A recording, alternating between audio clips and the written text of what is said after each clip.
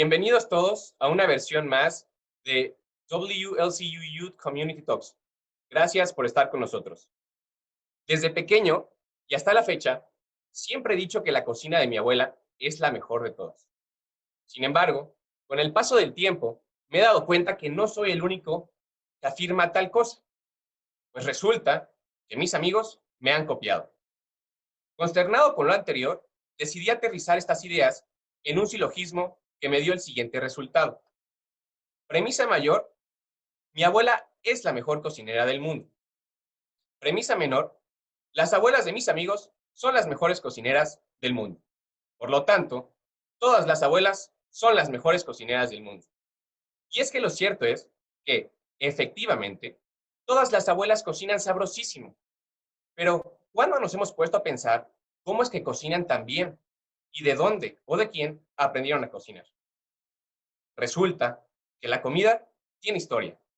Ahora que lo analizo, me parece bastante obvio, pero nunca antes me había puesto a pensar en esto.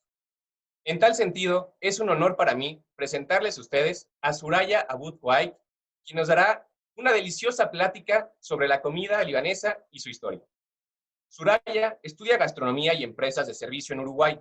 Asimismo, estudia antropología social y cultural en la Universidad Complutense de Madrid, donde se especializa en la investigación de culturas alimentarias. Trabaja como cocinera y jefa en distintos establecimientos, como restaurantes.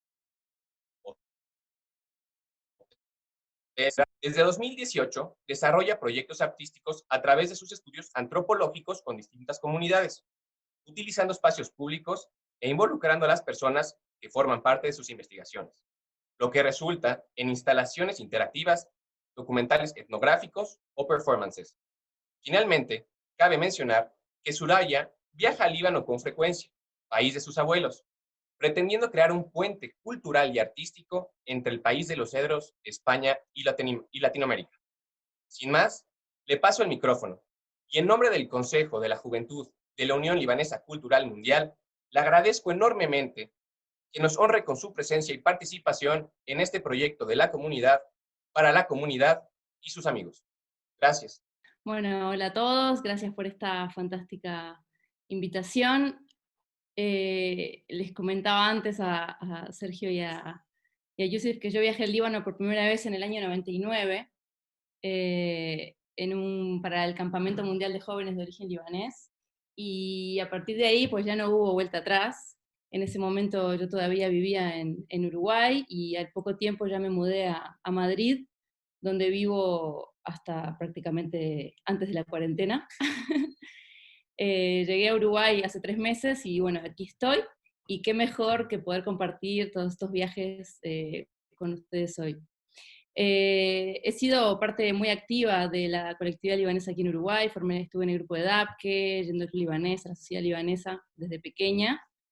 Y digamos que desde que vivo en España en el año 2002, para mí ha sido mucho más fácil viajar al Líbano con frecuencia. Quiero decir, al principio, bueno, una historia muy conocida, ¿no? Que viajas a conocer a tu familia, los encuentras. Y entonces luego empecé a investigar y a viajar al Líbano por trabajo y a hacer diferentes tipos de investigaciones y colaboraciones en distintos proyectos. Como decía Yusuf, muy ciertamente la cocina está cargada, la cocina y la alimentación, porque vamos a ir un poquito más atrás, no solamente a cuando el plato está listo y al arte de cocinar, sino cómo también se producen los alimentos, que implica una serie de conocimientos inmensos, conocimientos de cómo es la naturaleza que nos rodea, el agua, las semillas, cómo crecen los alimentos, los árboles, las plantas. Entonces empecé como a crear un tejido de colaboraciones muy interesantes en estos viajes al Líbano. Pero hay unos elementos, y de ahí el título de la charla, que siempre me llamaron la atención, que vienen desde mi infancia, que era, por ejemplo, la presencia de los morteros. En mi casa de pequeña había 3 morteros, y no les miento, seguro que a muchos les suena, eran morteros realmente grandes, de más de 15 kilos, y estaban ahí, ¿no? Estaban ahí en la entrada de casa a modo de decoración.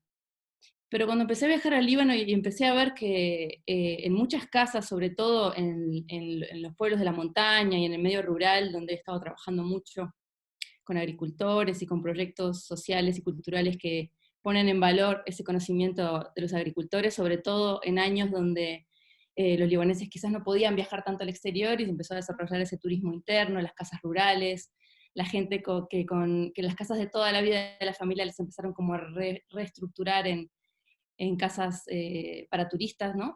Recibiendo a gente en las casas de toda la vida. Empecé a ver que esos morteros estaban ahí y empecé a hacer como esas conexiones, digo, pero estos morteros tan pesados, ¿cómo es posible que haya esta cosa de ida y de vuelta, ¿no? Entonces empecé a investigar y efectivamente como que mi investigación empezó en Uruguay haciendo preguntas a las personas de la colectividad libanesa. ¿Qué historia tienen estos morteros? ¿Qué historia tuvieron? ¿Qué historia viva tuvieron antes de ser elementos ornamentales, ¿no? Y efectivamente ahí empezó esta gran pasión que es encontrar las historias culinarias, las memorias a través de los objetos. Estos objetos que son una historia viva o incluso una representación de lo que fue de ese momento de gloria de lo que fueron esos morteros. Pero un objeto en sí no dice nada, ¿no? Es conocer toda esa dimensión simbólica alrededor de esos objetos. Entonces empecé a entender que cuando hablamos de cocinar, que cuando hablamos de plantar alimentos, desde la semilla hasta lo que tenemos en el plato, hablamos de una transformación. Es el proceso de transformación que hace que crezcan los alimentos, lleguen a nuestras mesas y los cocinemos, los comamos, e incluso tengamos todo ese momento de hospitalidad, ¿no? Que para los que no están muy familiarizados con la cocina libanesa, hablamos de hospitalidad, hablamos de dar la bienvenida, hacerte sentir en casa. Si no te conozco y pasas por mi casa, sobre todo en medios rurales, te voy a invitar, te voy a hacer que te quedes, te voy a hacer que comas, que te quedes en la sobremesa y que incluso vuelvas a venir y que incluso vengas con tu familia, ¿no?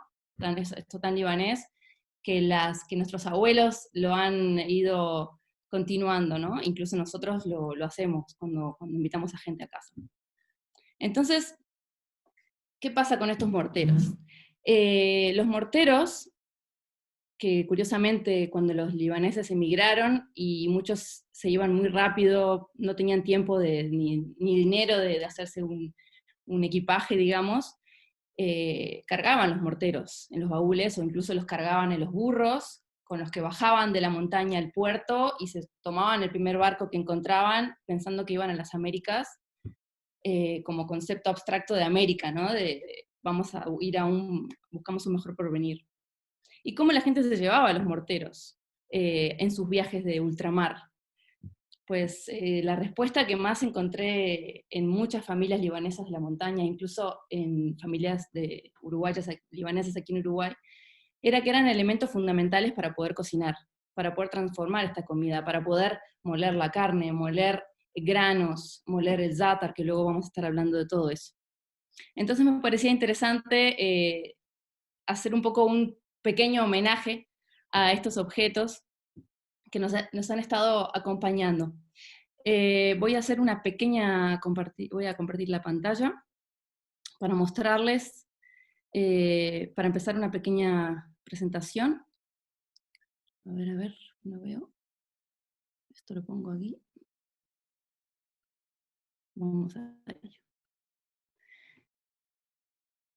Y qué mejor que empezar esta charla con una frase que me gusta muchísimo, que me la enseñó mi gran amiga Rania Nawar en Líbano, que dice, Fi beinetna hobuz melech, entre nosotros hay pan y sal. ¿Qué quiere decir esto? Es una expresión muy utilizada en Líbano cuando realmente tienes una confianza con alguien, cuando has creado un vínculo, cuando hay algo muy personal y muy importante que une a las personas, ¿no? Que te está hablando también de cómo se valora y la importancia que tienen estos dos elementos, ¿no? En la alimentación humana, no solamente en la libanesa. El pan, entonces tenemos que hablar del trigo, y la sal. La sal, que como sabemos es la única piedra comestible, el mineral que necesitamos de fuera del cuerpo, el cuerpo no lo produce, y que los fenicios, remontándonos al origen nuestro gran origen de los libaneses, población comerciante, navegante de la cuenca mediterránea, buscaba puertos donde había salinas para poder hacer grandes secaderos e incluso curar a los alimentos, para poder meterlos en los barcos para poder comercializar. Y de hecho, les voy a leer algo muy interesante que decía, de un libro que se llama La historia de la sal, que dice, a pesar de que la sal, bueno, antes quiero decir que voy a ir, tienen que estar atentos porque voy a estar yendo de un sitio a otro bastante rápido, incluso desde la parte de la diáspora al Líbano, campo, ciudad, vamos a hacer este tipo de conexiones, porque qué es lo que la magia de la antropología y que a mí me nutrió mucho, pasando de la cocina al mundo de la antropología, es que cómo podemos conectar las diferentes dimensiones del ser humano vinculadas a la alimentación. Porque la alimentación es de las pocas actividades humanas donde puedes realmente, donde todo está conjugado y hay una gran interacción entre lo que es el mundo de la producción de alimentos, que tiene que ver con la agricultura, la ecología, la economía, cómo nos organizamos en las familias para poder producir los alimentos, e incluso también el tema, cual sea, de la religión, comemos lo que comemos y no comemos lo que no comemos, cómo nos identificamos a través de la alimentación, cómo nos definimos como grupo identitario a través de la alimentación. Esto es muy interesante, pero aún así hay como coincidimos en que todos necesitamos la sal, y cada cultura tiene una serie de alimentos que se usan a modo pan. Entonces, bueno, voy a ir a esta cita de la sal, que me parecía interesante porque sabemos que la población fenicia fue gran comerciante, y eso ha hecho también que forjar un tipo de carácter muy concreto en el mundo libanés. A pesar de que la sal era un producto muy valioso para el comercio, también era demasiado voluminoso. Y nos vamos a los egipcios. Los egipcios no exportaban grandes cantidades de sal, pero sí alimentos salados, sobre todo el pescado, hacia Oriente Medio. Y este tipo de comercio y de mercancías determinó la economía durante los siguientes 4 milenios. Los fenicios erigieron su propio imperio comercial gracias a este tipo de productos, curados con sal, por ejemplo. Entonces ahí tenemos el tema del pescado en sal, el tema de las aceitunas, el tema de otros tipos de, incluso carnes también.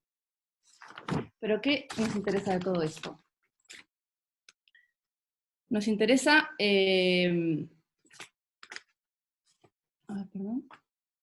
nos interesa ver que con el tema de la sal, en la cultura libanesa, se han ido desarrollando una serie de técnicas para poder conservar esos alimentos, y sobre todo lo que he estado viendo en los pueblos de la montaña, donde, por ejemplo, cómo se cocinaba en tiempos donde no había electricidad, cómo se comía en tiempos donde había hambruna, incluso en tiempos de conflicto bélico, cómo se comía, ¿no? Y la sal ha servido para poder conservar como de alimentos, así como las conservas, los mune, que ahora estaremos hablando de eso. Entonces, ¿qué tenemos en esta imagen? Tenemos un secadero de trigo burgul. En el Líbano, el trigo no solamente se utiliza obviamente para producir harina, sino que el trigo burgul es una gran base de la comida libanesa. Y en la zona de la Bekaa, sabemos que el Líbano tiene una cadena montañosa, tiene un valle, y está el Mediterráneo. Es un territorio muy pequeño, pero hay muchísimos microclimas que ayuda a que el tema de la diversidad alimentaria sea increíble. O sea, realmente hay una gran diversidad agroalimentaria en Líbano, y sobre todo, y voy a hacer hincapié mucho en esta charla, la gran diversidad de alimentos y de producción y de elaboraciones de origen vegetal, que a mí me ha sorprendido, además, haciendo muchas comparativas entre España y Líbano como países mediterráneos, cómo Líbano tiene mucha más variedad de técnicas de conservación y de preparación de alimentos.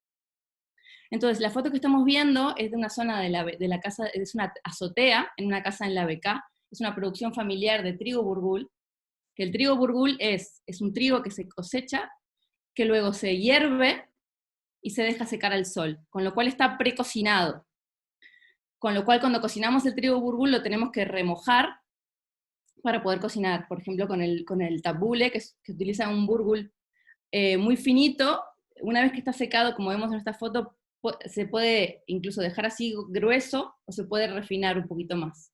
El tabbouleh, que es esta gran ensalada básica libanesa que tiene un montón de perejil, prácticamente es un 80% de perejil y un poquito de trigo burgul, y luego vamos a ver cómo a través de la diáspora libanesa se ha ido cambiando un poco esos porcentajes de no tanto perejil y más trigo.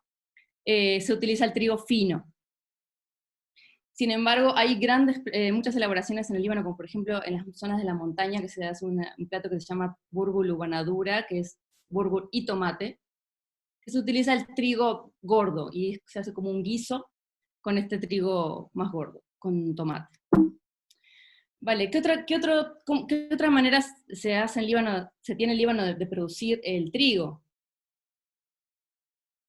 A mí este tipo de trigo me fascina, lo descubrí hace ya unos años, no lo conocía viviendo en Uruguay, es el frique. ¿Qué es el frique? El frique es un trigo que es muy interesante, se cosecha cuando aún está verde, no sé si se puede ver un poco en la imagen, cuando la espiga todavía está verde, y se tira y se ahuma, y se incendia para que se ahume el trigo. Y hablando con un experto un experto en alimentación que trabaja en Batrún, que es la zona de costa en Líbano, que hay un restaurante que se llama Batruniyat, que son expertos en historia de la alimentación. Luego les voy a pasar, si quieren, al que le interese estos contactos. Me contaban que el punto delicado del frique es poder realmente que el trigo se mantenga verde, pero que tenga ese punto ahumado, o sea, que no se llegue a quemar. Y la palabra frique viene de cuando esta espiga está tostada, luego es como que se aprieta un poco para separar la espiga del trigo, ¿no?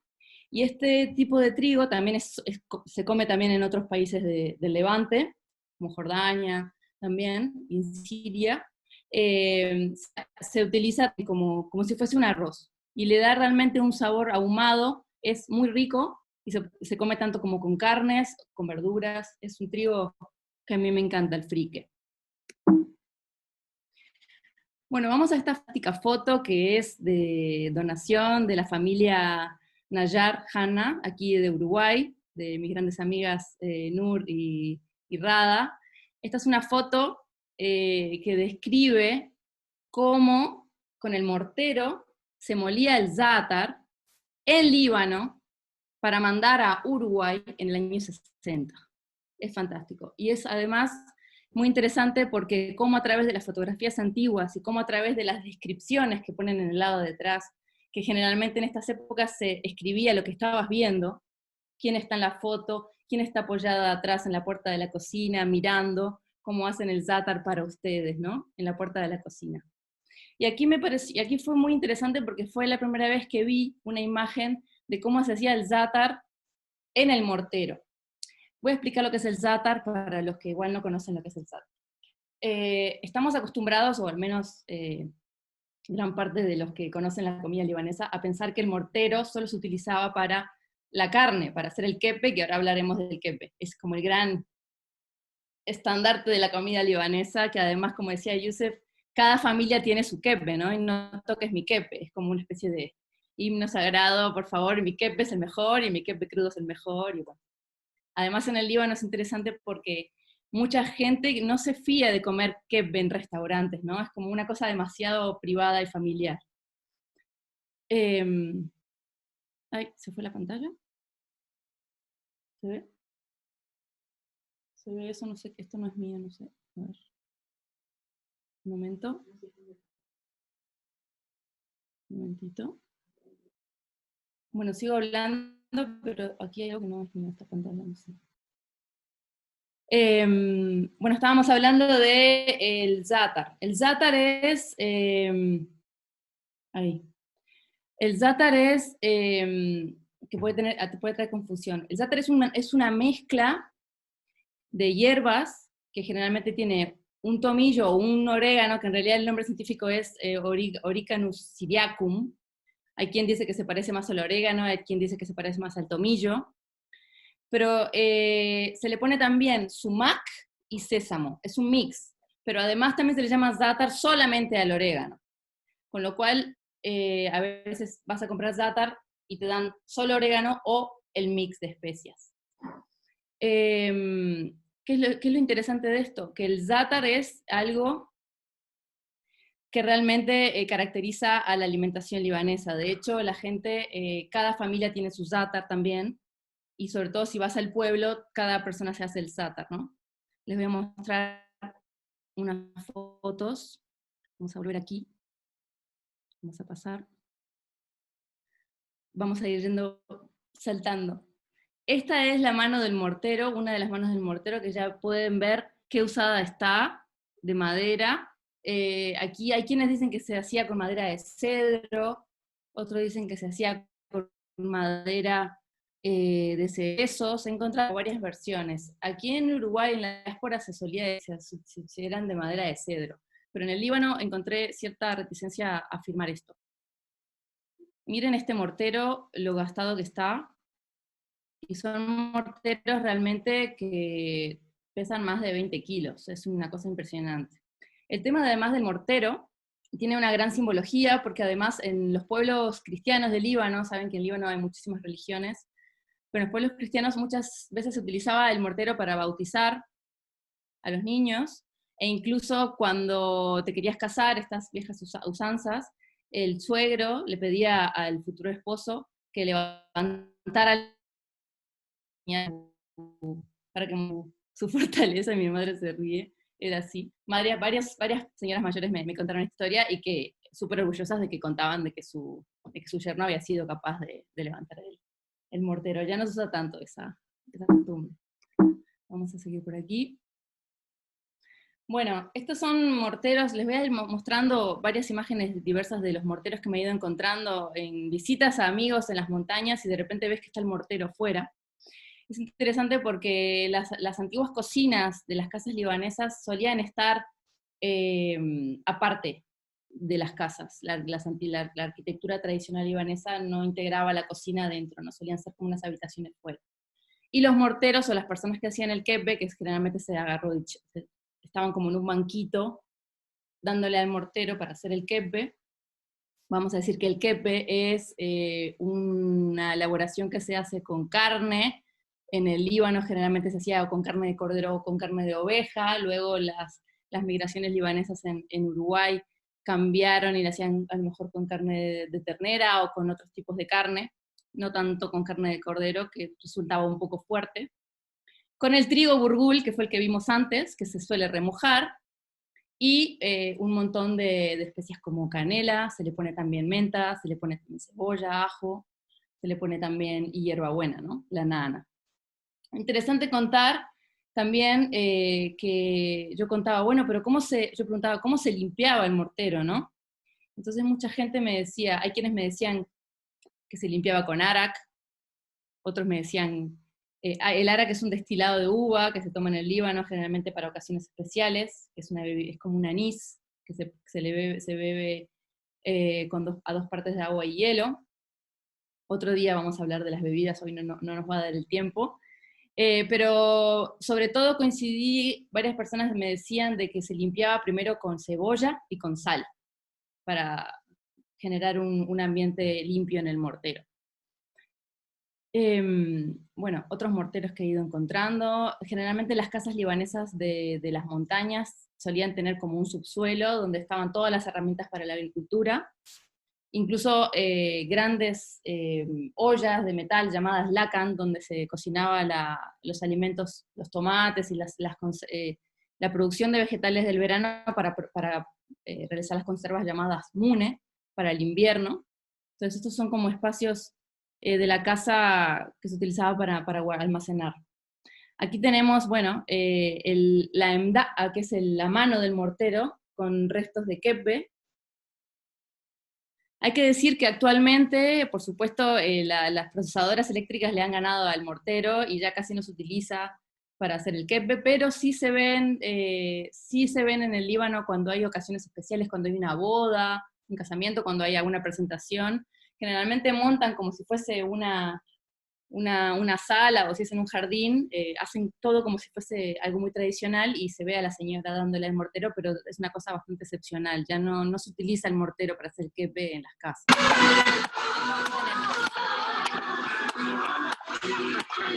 El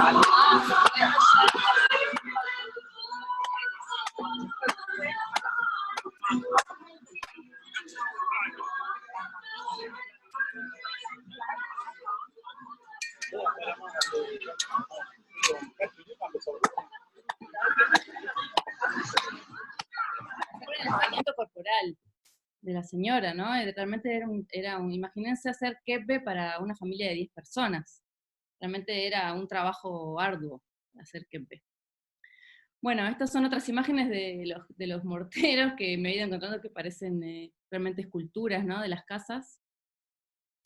Bueno, y volviendo al tema de la harina, que hablábamos antes del tema del pan, es muy interesante porque me gustaría hablar del manouche, que es un tipo de pan que se hace en unas planchas. Hay varios tipos de formas de hacerlo, ¿no? Este tipo de plancha se llama sash. Hay que decir que este tipo de pancitos, que se llaman manouche, o el plural es manaish, pero bueno, uno se llama manouche, mancuche, suelen ser la comida de los desayunos de la gente que está como que vas por la calle y te compras uno de estos, que suelen ser con el za'atar, que aquí lo vemos, lo que yo decía antes, que está sobre la cuchara, que es el orégano, con el sumac, que ahora voy a hablar del sumac, el sésamo y aceite de oliva, ¿no? Después tenemos estos otros que son que tienen queso. Estos son muy chiquititos porque esto eran mancuches en una boda, en un casamiento, entonces eran chiquititos. También te puedes pedir mitad queso, mitad za'atar, que se le llama el cóctel, el mancuche cóctel, que es muy típico también. Pero también, en vez de estos mancuches, estos pancitos, hay otro tipo de horno, que es más como si fuese un horno de pizza, digamos, el forón, el horno de barrio, que es como puede ser a leña o a gas, generalmente es a leña, y donde también puedes comprar empanaditas, el sambuce, el fatayr también. Bueno, esto es muy interesante porque me he dado cuenta de que siguiendo la pista de los tipos de mortero que yo he ido encontrando aquí en Uruguay, y aquí haciendo el link entre la conexión con la diáspora libanesa en Uruguay, me he dado cuenta de que la mayoría de los morteros que encuentro por aquí en Uruguay son como los que hemos visto antes, grandes y profundos, ¿no? De repente conozco que en el sur del Líbano se utilizaban otro tipo de morteros.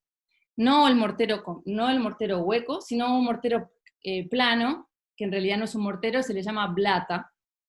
Blata es una plancha solía ser de piedra, que actualmente se utiliza mármol, que es más limpio, pero generalmente se utilizaban piedra, ¿no? Y me decían que eran más eficaces en el sur del Líbano al ser más húmedo y estar cerca del mar, para que la humedad no se quedara concentrada en la elaboración del kepe. Hay que decir también que en las zonas de costa no solamente está el kepe de carne, hay muchos tipos de kepe. Lo que pasa es que la migración, sobre todo la que vino aquí en Uruguay, que es la que yo todavía no he hecho mucha investigación sobre otros países latinoamericanos, pero sí que es cierto que sobre todo el kepe que se conoce aquí es el kepe de carne. Pero en las zonas de costa está el kepe de pescado, también hay zonas que se come el kepe de lentejas, también hay zonas que se come kepe relleno con labne, que es este yogur que se drena, se rellena. Pero bueno, entonces esto que estamos viendo aquí es que se llama blata, que es esta superficie plana donde se moría la carne aquí. Aquí vemos que la mano del palo es diferente, no es el lambda circular, sino que tiene dos lados. Aquí vamos a ver cómo va moliendo, va cortando los trozos grandes, poniéndole un poquito de sal, quitándole la grasa. Y curiosamente el kepe que se hace en el sur del Líbano, a diferencia de remojar el trigo burgul, no se remoja, se lo deja así solo, con lo cual queda el crujiente del trigo, así un poco duro, y se hace una mezcla que se le llama camune. ¿Qué es el camune? El camune es un estandarte del kepe del sur del Líbano, porque en otras zonas del Líbano no se come con el camune. Es una mezcla del trigo burgul, que tiene hierbas, que tiene pétalos de flor, tiene pimienta, tiene canela, tiene comino, tiene mejorana, tiene picante, tiene chiles.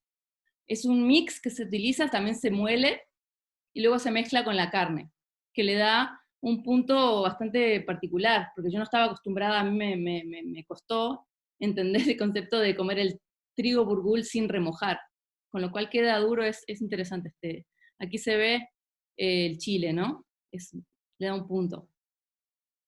Y luego se hace esta masa de carne, digamos, y se hace como una especie de volcán, donde se pone el aceite de oliva adentro, y ahí luego todos se juntan alrededor de la persona que lo estaba haciendo, que sabemos que generalmente la mayoría de veces son mujeres, a comer el kebbe biblata, hecho en el blata, en la superficie plana, generalmente como lo vemos aquí, con el pan, con trozos de cebolla crudos, con menta, con rabanitos, incluso con lechuga y otras cosas. Aquí se ve más de cerca, miren qué chiclosa que queda la carne, y qué tierna, ¿no? Y aquí se ve la mezcla del borgol, que se ve perfectamente que está sin remojar. Bueno, vamos a hacer un salto hacia un poco lo más conocido de la cocina libanesa, que no vamos a ahondar ahí, pero sí que quería hablar de ella, es como el mezze, ¿no? El mezze, que es como esta degustación de entrantes de la cocina libanesa, pero también quería hacer hincapié en este tipo de objetos que vemos aquí, estos tipos de platos, que son muy típicos, que antaño eran de cerámica y ahora son de plástico porque se ha ido industrializando todo esto. Y estas botellas muy bonitas, que aquí yo tengo una, que se utiliza tanto para tomar agua como para poner jugos o poner el aceite de oliva, ¿no? Y se bebe así, que al principio, ¿no me están viendo? Sí, me están viendo, un costadito, que al principio cuesta, ¿no? Bueno, ¿qué vemos por aquí? Aquí vemos el hummus bitahine, un clásico con el garbanzo que se ha internacionalizado, incluso en España ya todos los bares tienen el hummus. Por aquí tenemos el mutaba, el baba ganoush, y aquí detrás tenemos algo que a mí me encanta, que se llama keshek ahdar, que ahora vamos a hablar del keshek. Tenemos a una persona experta que nos va a hablar del keshek. Que se utiliza también, que el keshek se hace a base de borgol también. Bueno, no quería dejar de mostrar estos hermosos paisajes vegetales que se ven en las calles del Líbano, en los carritos que se llaman el arabille, que es un carrito clásico dirigido por una persona donde te venden de todo. Y aquí es muy interesante porque tenemos esto de aquí que se llama za'atar ahdar, es el za'atar el que nombraba antes, pero verde, que son que son las hojas un poquito más largas, y esto yo no lo he visto en otro país. Le da realmente un sabor a la comida libanesa, porque al final, cuando hablamos de qué es lo que hace una comida propia de un lugar, ¿no? Son los ingredientes, son las maneras de hacer, es el clima, es el agua del lugar, es la tierra que le da un sabor, ¿no? Yo cuando llego al Líbano y ya huele a las comidas, huele a las hierbas, es impresionante. Y cuando voy a los mercados y compro el za'atar ahdar, que son estas hojitas verdes, esto para mí es como sabor a Líbano, es impresionante.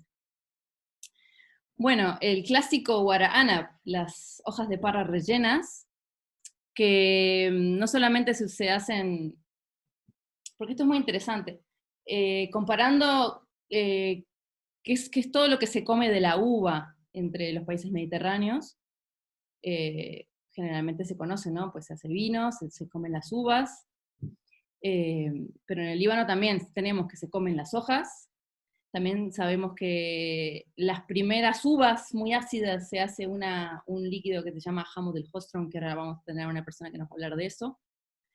Y en el Líbano tenemos toda la serie de melazas, los debes, que le dan también un sabor muy particular a la cocina libanesa, que son los jugos de diferentes frutas procesados, colados y cocinados, o sea que te queda como una especie de melaza, que le da un punto muy particular. Y con la uva con la uva dulce, se hace el debe sahanab, que es la melaza de la uva, que es como si me dijeras como un caramelo de uva, ¿no? Es fantástico. Y aquí tenemos el clásico wara'anab, que también se puede ver cocinado con carne, o sea, no solo dentro, sino que también se hace como unas chuletas y también se le pone arriba muchas veces. Y tenemos aquí el sumac, que también es un ingrediente básico del za'atar.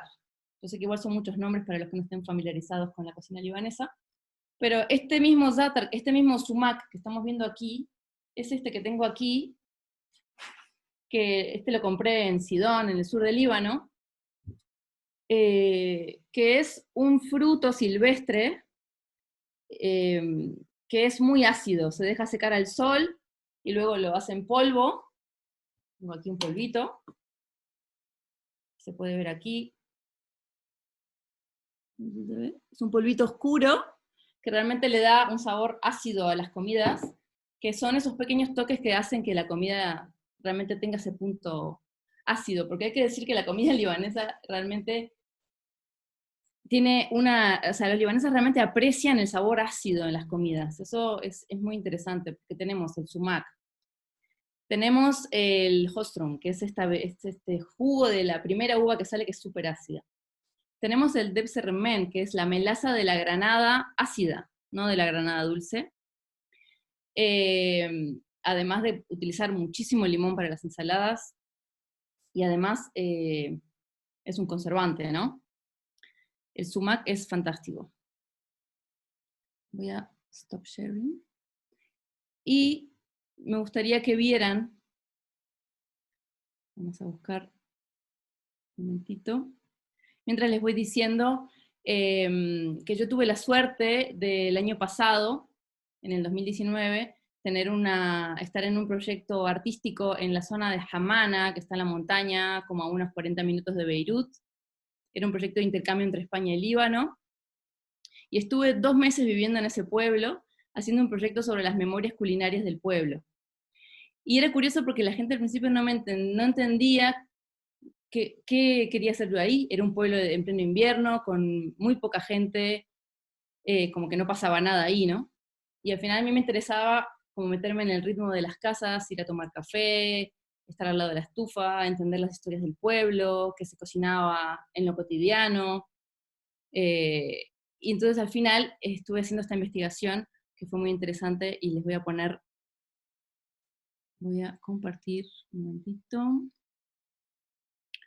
parte de este proyecto. Aquí.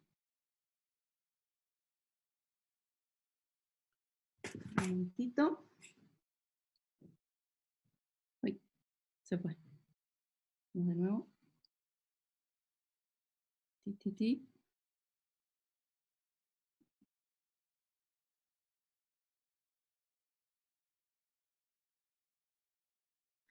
Bueno, no es esto lo que quería compartir, pero voy a compartir esto.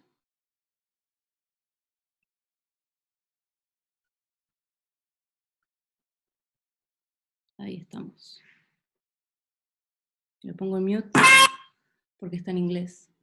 Entonces, hemos estado con estas señoras fantásticas, que además, parte de la investigación era conocer las plantas silvestres comestibles, que es un gran tema, que eso podemos hacer otro día una charla con eso, porque no va a dar el tiempo.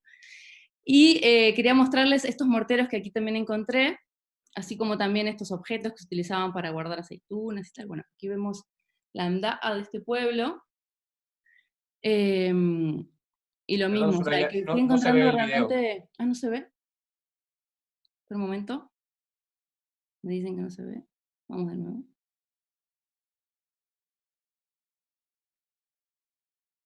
A ver ahí. Ahí va. Ahora sí, se ve.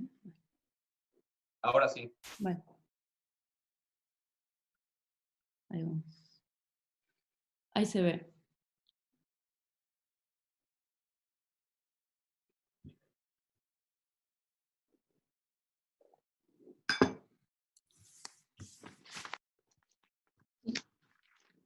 ¿Está viendo? ميوزك هيخرج نعمل دانس عليها ضبكي يلا امشي على الضبكي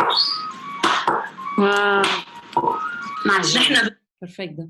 Es una pequeña muestra de esto. Y les quería mostrar, vamos a ver la casa de Johaina Emil Canaan, que nos van a mostrar, les voy a mostrar primero una pequeña muestra de cómo son, qué tienen en las casas, esto del zátar. Lo voy a poner sin voz porque no tiene subtítulo en español y se los voy contando. كمان زعتر نحن. Me interesaba meterme en las cocinas y ver qué es lo que tenía la gente, ¿no? Entonces tienen la menta seca, tienen el sumac, que es lo que les acabo de mostrar, tienen estas estufas en las cocinas mismo también para mantener agua caliente e incluso cocinar ahí dentro del horno, ¿no? Y ahora les voy a mostrar un pequeño videoclip sobre una canción de Fairuz que habla del tabule.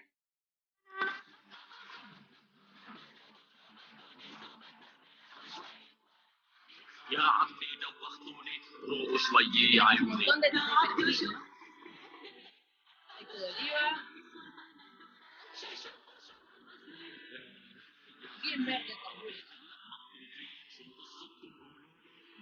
نعمل تبولي امبارح بكره قدام شعرها. Este es el relleno para los fusa, los zucchini.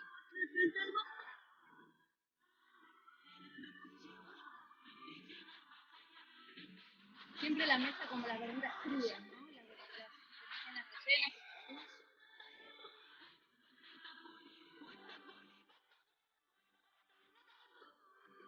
El aguarma, el cordero deshuesado en grano.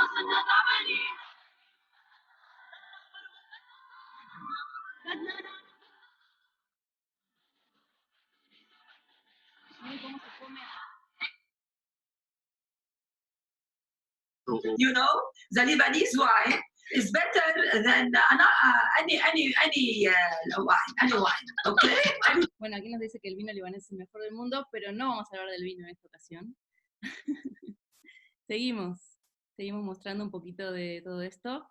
Y aquí vamos a volver a este pueblo y vamos a ver cómo la señora prepara el zátar, o sea, cómo hace las mezclas del orégano con el sumac, el sésamo y la sal. Entonces aquí tenemos el zátar, o sea, el orégano, que pesa, pone unas proporciones. Generalmente es un 70% de zátar y un 30% de sumac, pero eso depende, porque al final cada pueblo hace sus mezclas, no es lo mismo el zátar de un pueblo que del otro, incluso de los países del Levante. Ahí ese es el sumac, lo que les mostré antes, el ácido. زعتر البلدي المظبوط. Ella dice, este es el zátar del pueblo del bueno.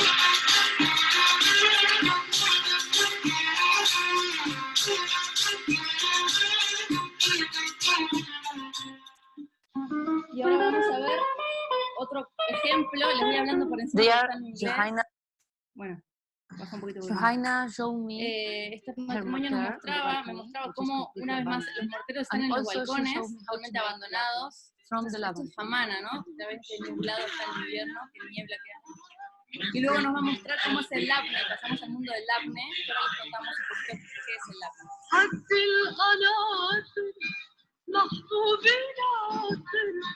كسر الخواطر يا ولدي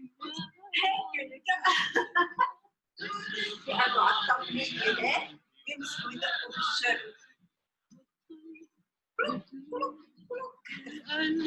Porque claro, es el mortero que le llaman se le llama Johnny al keple, el mortero para hacer el keple. Y aquí vemos cómo se separa siempre una parte del yogur para hacer el siguiente, ¿no? تحت الرمال حبي حكاني وسمعني غناني عيوني وتغزل فيا سمعني غناني عيوني وتغزل فيا Sal gruesa, no me la callan, sal gruesa le ponen. Y la famosa bolsa para hacer el labne, que todos hemos visto colgada. أيام عالباب بتعلم تحت الرمال حبي حكاني سمعني غناني يا عيوني وتغزل فيا سمعني غناني يا عيوني وتغزل فيا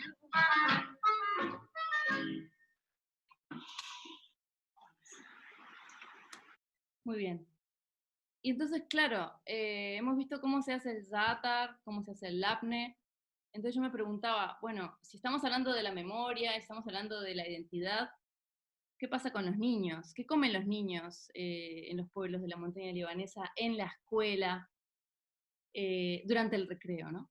Entonces allí me fui a una escuela para ver realmente si había algún tipo de continuidad, digamos, en todo esto, ¿no? Y qué me contaban los niños. Un momentito. Ahí los tenemos a los niños. Hi to my friends. Ahí volvemos. Vale. Esto fue también parte del proyecto de la residencia artística que estuve. Y entonces empecé a hacer un montón de contactos en el pueblo y conocí un montón de maestras que me llevaron a varias clases para que también yo contara mi proyecto, los niños me hicieran preguntas, y me dejaron estar ahí un montón de rato con los niños, y me parecía interesantísimo ver el mundo de las escuelas libanesas, ¿no? A ver qué nos cuentan los niños, qué es lo que comen ellos.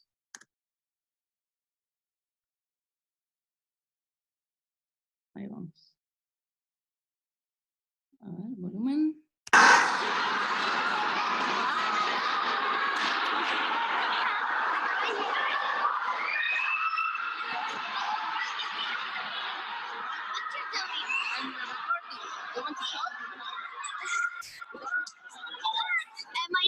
أنا اسمي تاليس ودايما باكل حليب وكورن فليكس وهلا بدي اكل بيتزا بالمدرسة. Dice, ella siempre toma leche con cereales para el desayuno, pero en la escuela le gusta la pizza. أنا اسمي رينا زيتوني. I eat in the breakfast corn flakes وحليب وبالمدرسة أنا بحب آكل دايما منقوش. أنا بكرة باكل حليب وكورن فليكس وهيك باكل يا ساندويتش يا بشتري منقوش.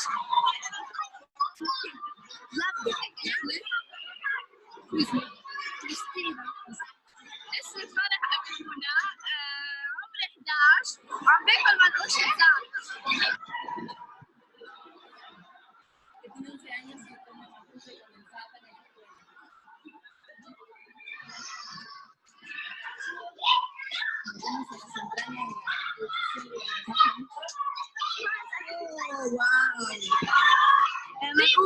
منقوش زعتر.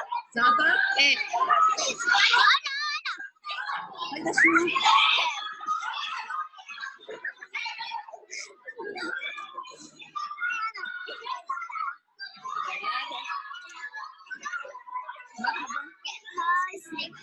اسمي جدان، شو عم تاكلي؟ عم باكل توست ولبنة.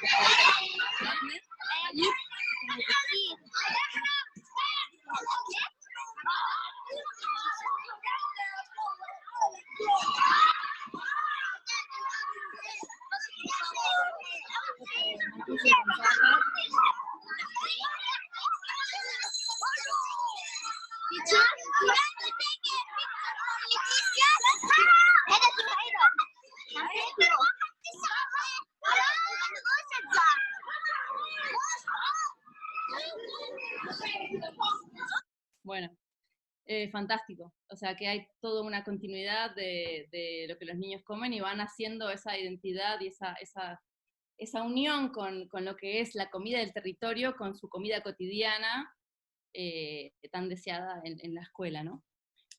Bueno, vamos a dar un salto de continente y les voy a mostrar algunas imágenes de unas investigaciones que he estado haciendo aquí en Uruguay sobre la diáspora y sobre cómo se ha ido significando la cocina libanesa aquí en Uruguay.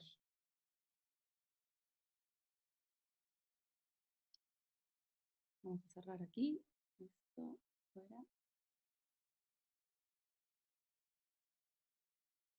No, stop sharing. Un momentito, por favor. Aquí.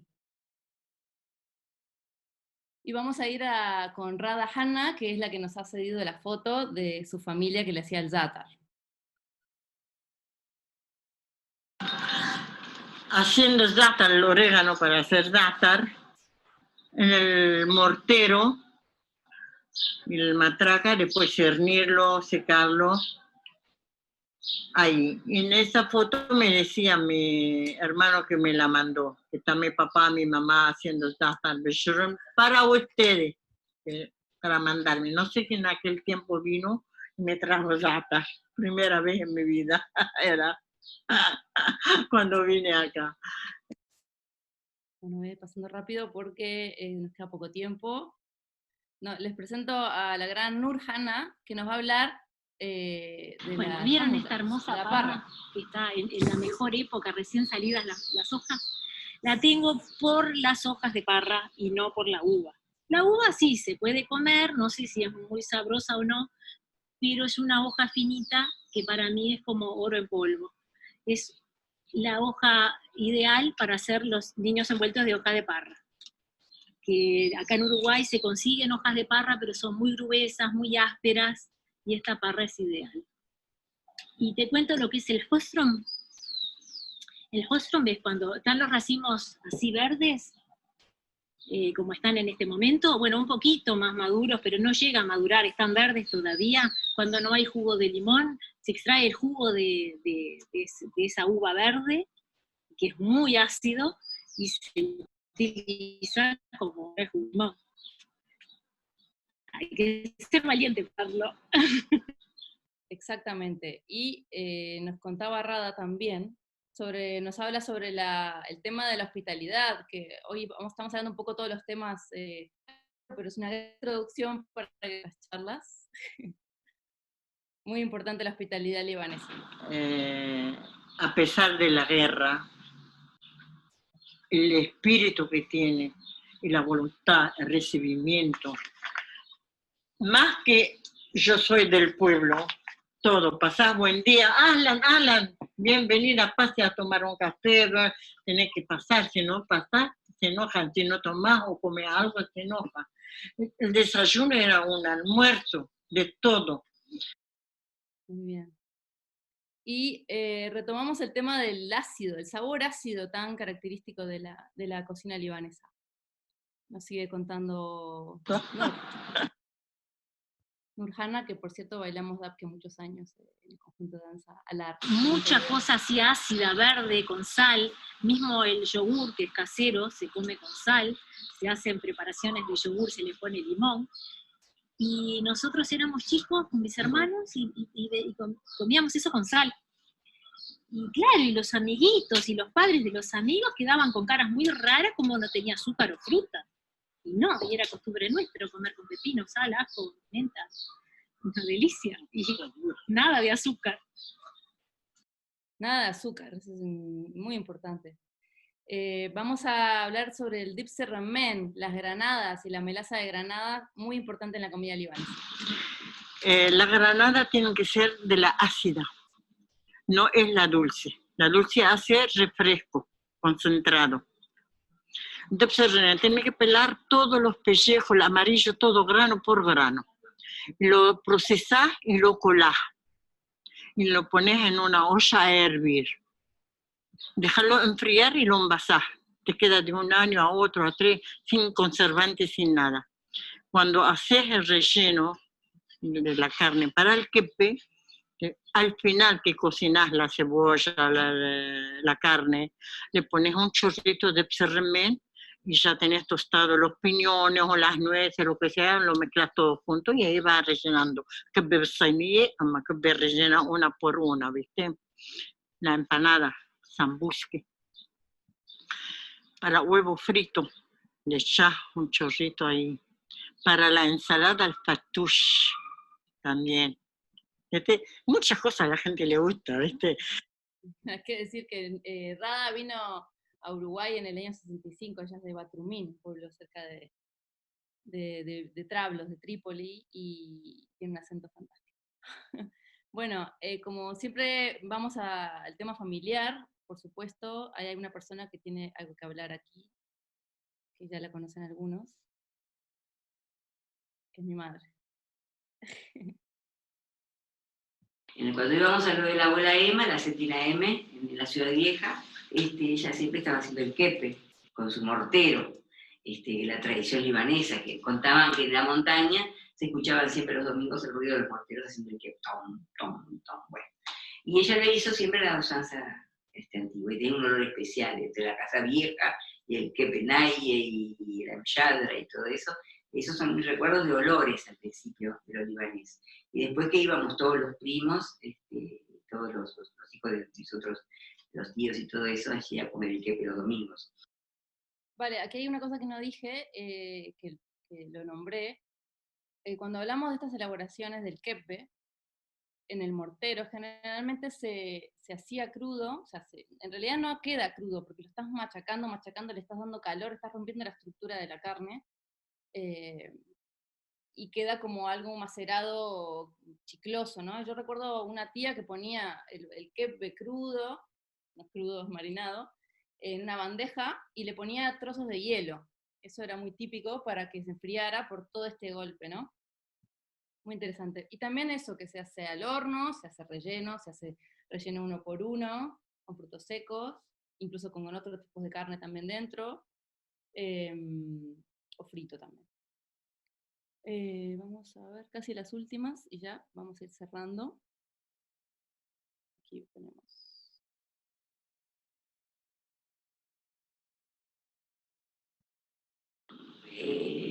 Eran muy importantes, y allí molían tanto la carne como lo que hoy hacemos en las procesadoras supersónicas, ellos lo hacían todo con el mortero, y la mano del mortero que eran de cedro, las manos, una madera muy buena, y por supuesto que los morteros eran de mármol, ¿no?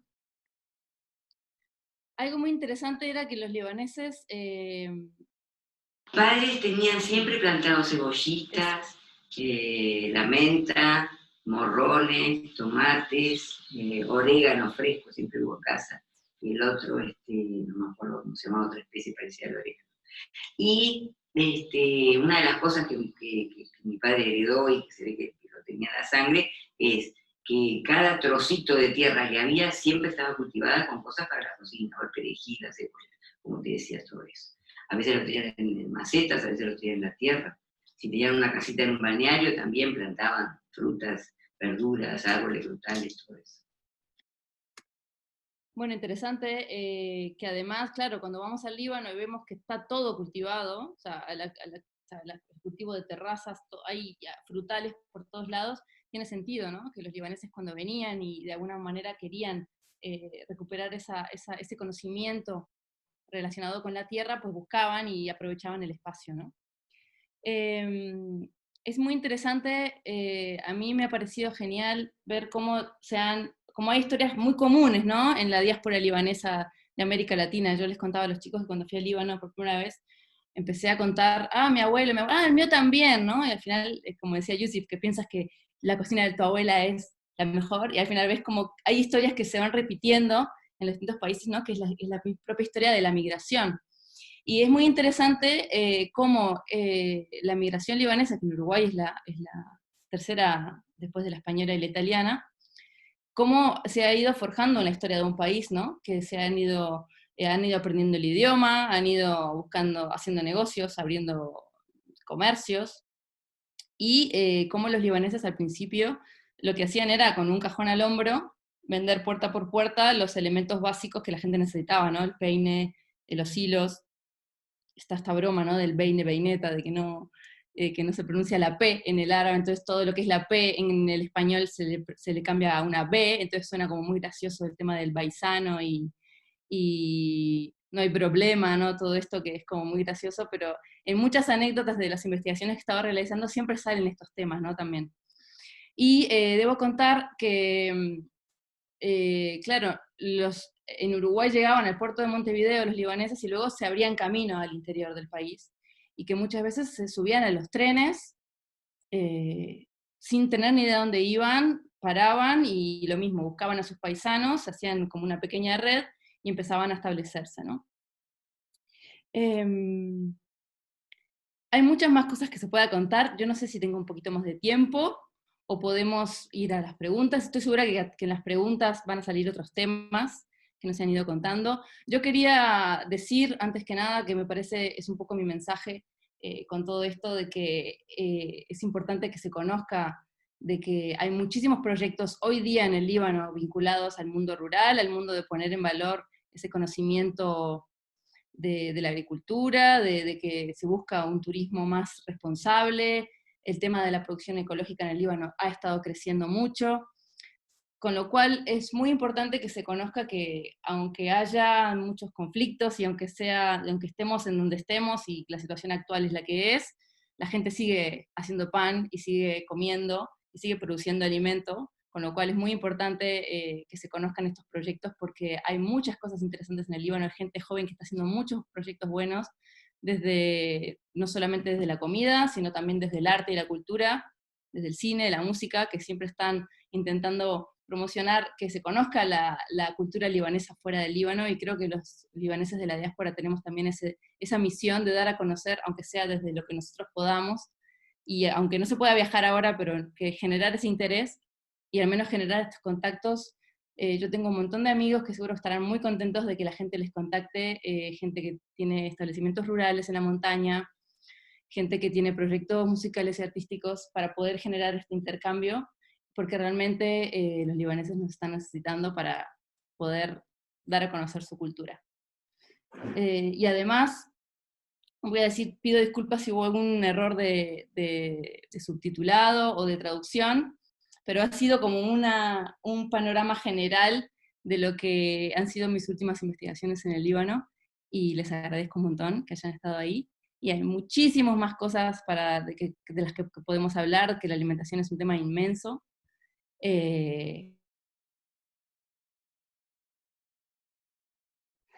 Pues a mí ya me dio mucha hambre, creo que no soy el único, pero si les parece bien y nos aguantamos, podemos extendernos 10 minutitos más, Soraya. Vale. 10 o 15 minutitos, y después continuamos con algunas de las preguntas que tenemos.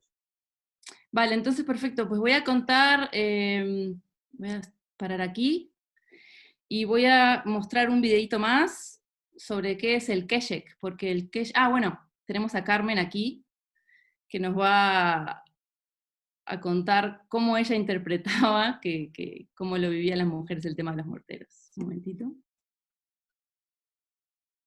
Paro aquí. A ver. Aquí. Listo.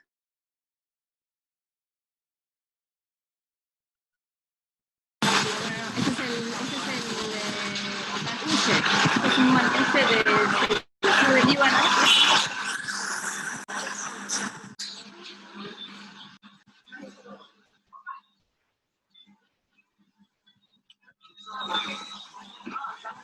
Típico desayuno, ¿no?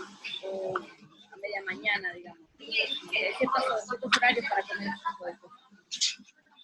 Llega un momento de las 4 de la tarde, cierran.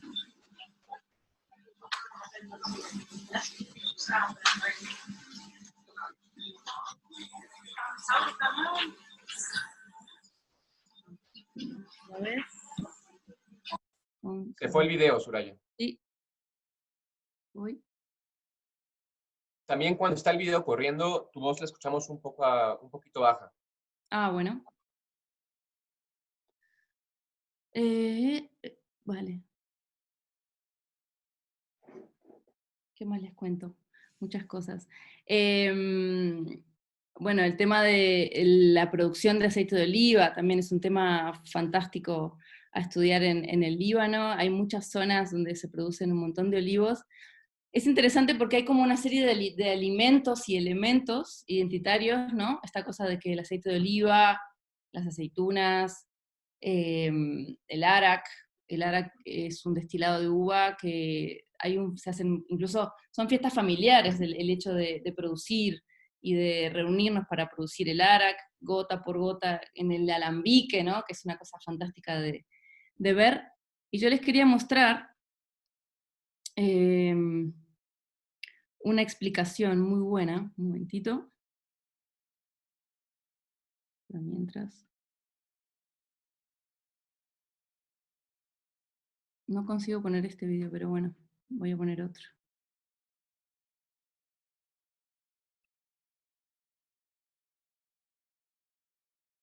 Aquí.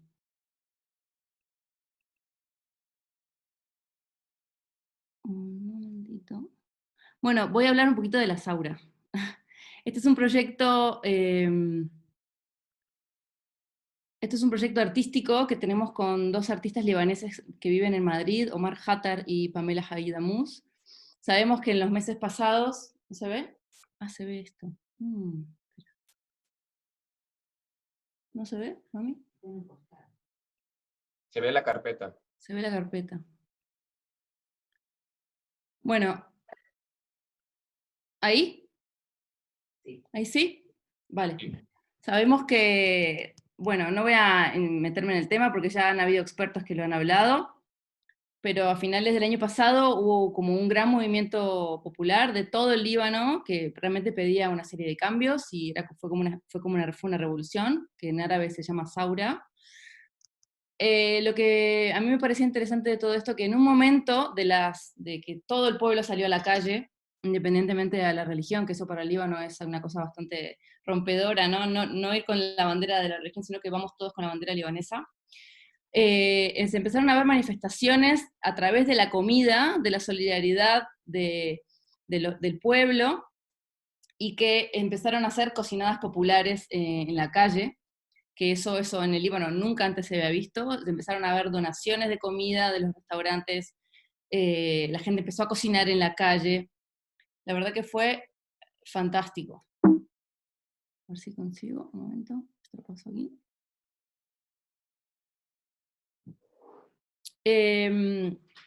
Entonces se empezaron a ver y realmente grandes cadenas de voluntarios para empezar a cocinar, para empezar a donar comida.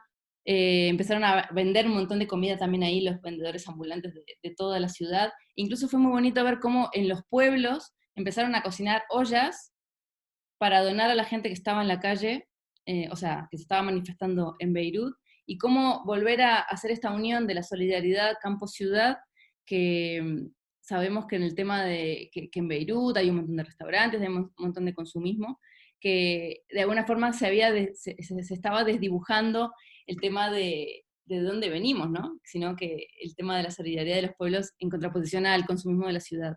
Y este momento de la revolución que duró pues hasta prácticamente que empezara el coronavirus, toda la gente en la calle compartiendo experiencias, incluso creando nuevos programas de alimentación, incluso para escuelas, fue realmente histórico para el Líbano.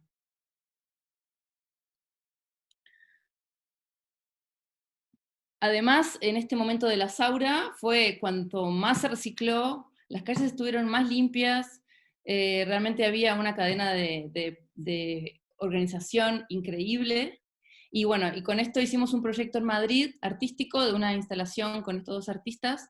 Hicimos una habitación donde invitábamos a la gente a simular que estaban en las calles de Beirut. Los que estuvimos ahí realmente sabemos que fue increíble, toda esa gente en la calle, todo el mundo hablando, daba igual de qué pueblo eras, de qué familia eras, había realmente una gran solidaridad. ¿Qué más contamos por aquí? Además subieron una serie a las 8 de la noche, claro, ahora después del coronavirus esto suena un poco raro porque nos hemos acostumbrado pues a no estar todo ha cambiado, ¿no? Pero hubo este momento de las 8 de la noche, las caceroladas, sobre todo para apoyar a quienes no podían salir a manifestarse como trabajadoras domésticas, por ejemplo, que es un tema muy interesante también para tratar. Esto por un lado, ya que tuve un poquito de tiempo de nombrarlo. Pero quería hablar del keshek, que el keshek es importante para la comida libanesa.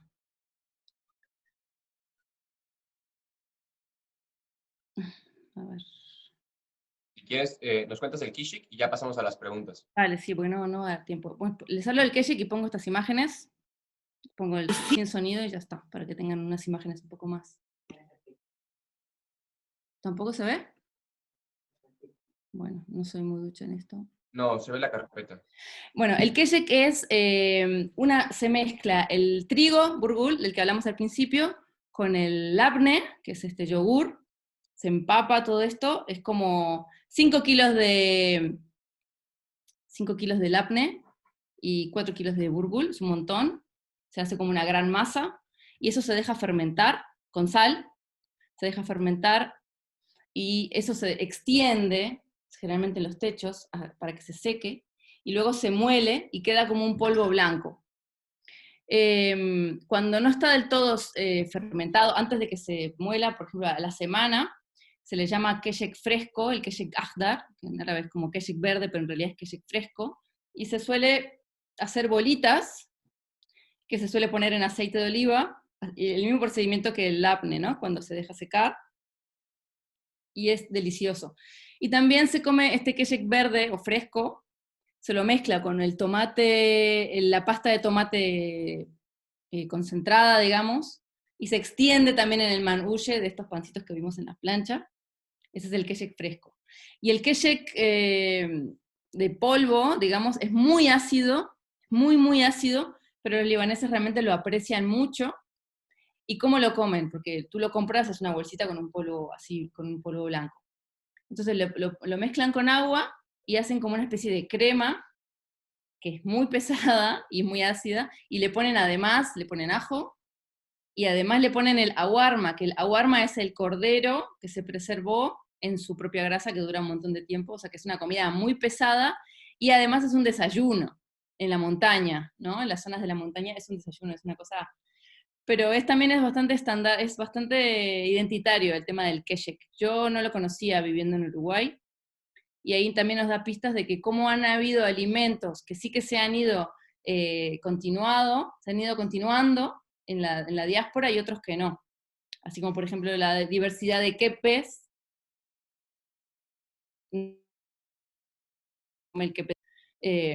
o por ejemplo las melazas que he estado hablando, pues no se hacen aquí, pero sería interesante porque en realidad sí se podrían hacer, quiero decir, al final es un tema de pues que no se conoce o se ha ido perdiendo.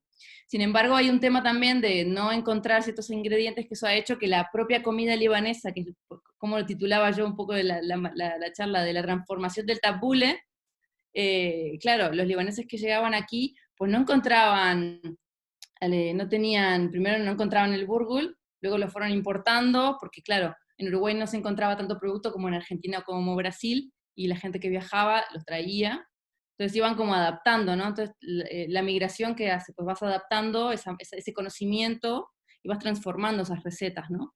De todas formas, para ti sigue siendo el tabule y sigues teniendo como esa bandera de que esta es mi comida libanesa, aunque independientemente de que sea súper diferente al tabule que se come en el Líbano. Yo tuve esa sorpresa cuando llegué al Líbano y dije, esto es el tabule, qué cantidad de perejil. Aquí en Uruguay, pues igual es bastante más trigo que la hierba fresca, ¿no? Así como también, pero bueno, es la propia diáspora, muchas veces los que anclamos y los que sostenemos esa forma de cocinar y esas historias, que muchas veces cuando vamos al Líbano, pues ya no son iguales, ¿no? Y ahí te da como mucha información de qué ha ido pasando, cómo han sido los entornos geográficos donde han llegado los libaneses, cómo han ido buscando esas similitudes, ¿no? Y nada, y bueno, y cada país tiene su manera de adaptarlo y de seguir festejando que es como su comida de origen, ¿no?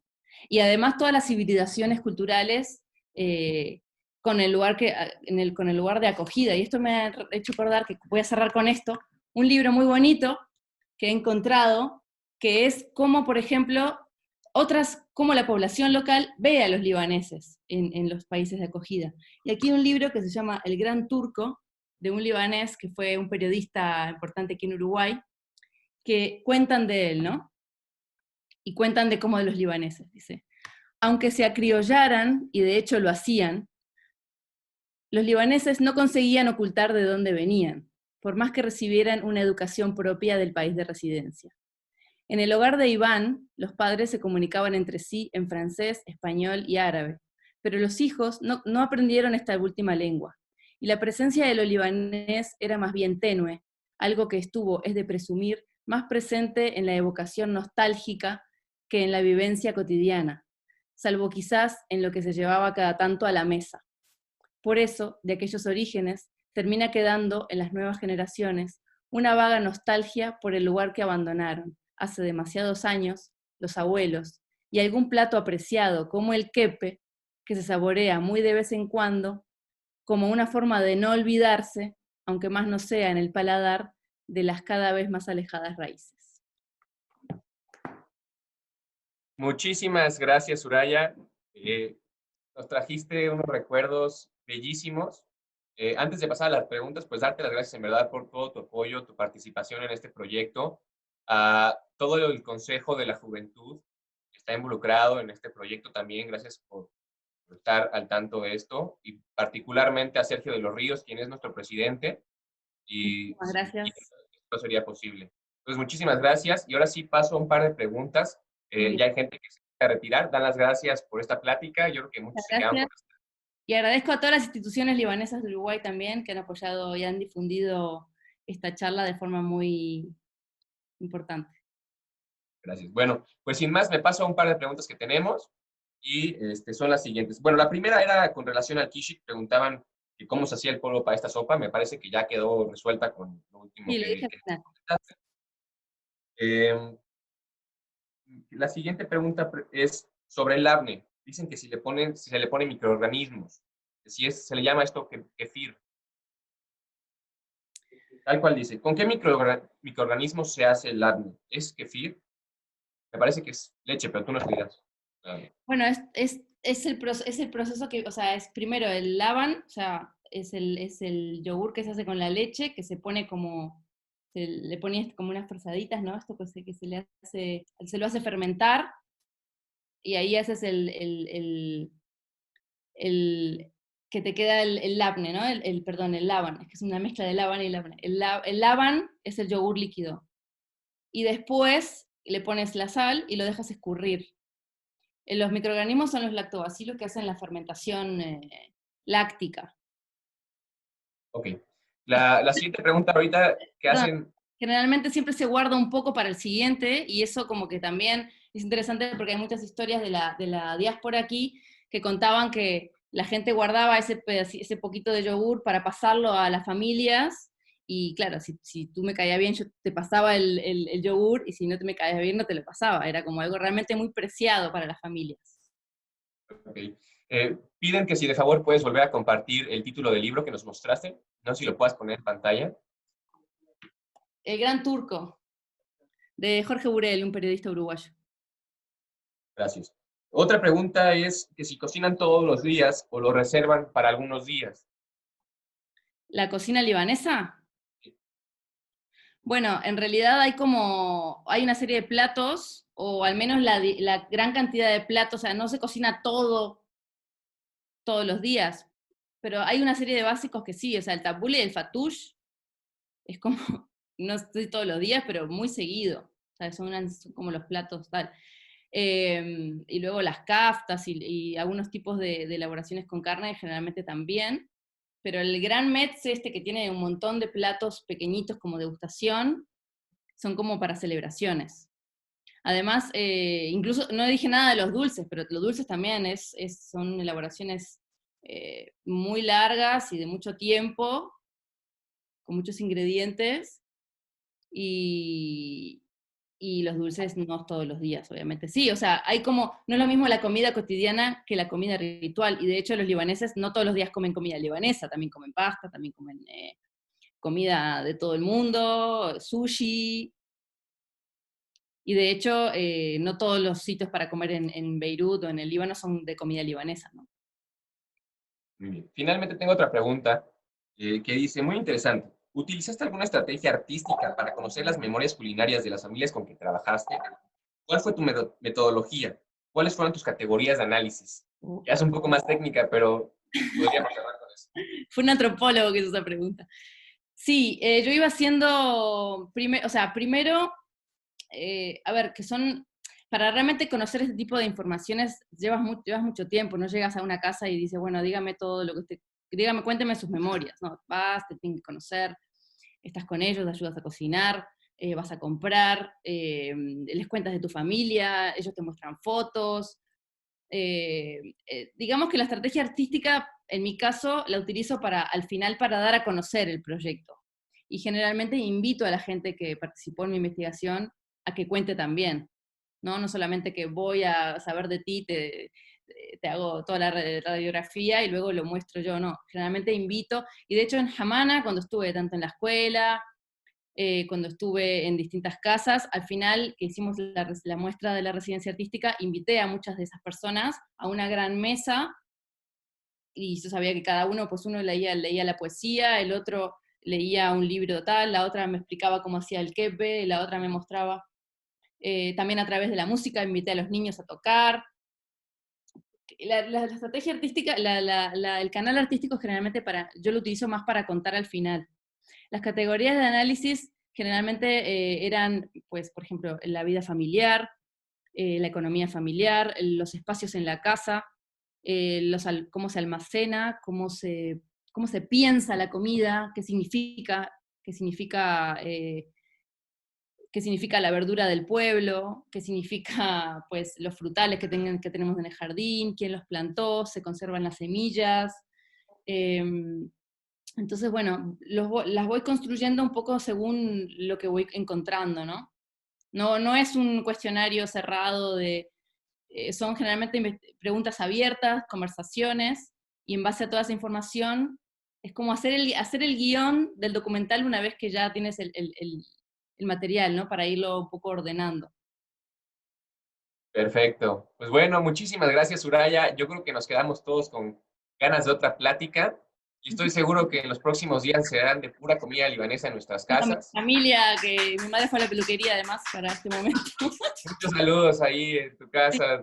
Quería también un pequeño agradecimiento a la ex embajadora uruguaya en Líbano, Marta Pisanelli, que ha apoyado mucho el arte y la cultura, en mi caso, y de muchos artistas uruguayos que han viajado a Líbano.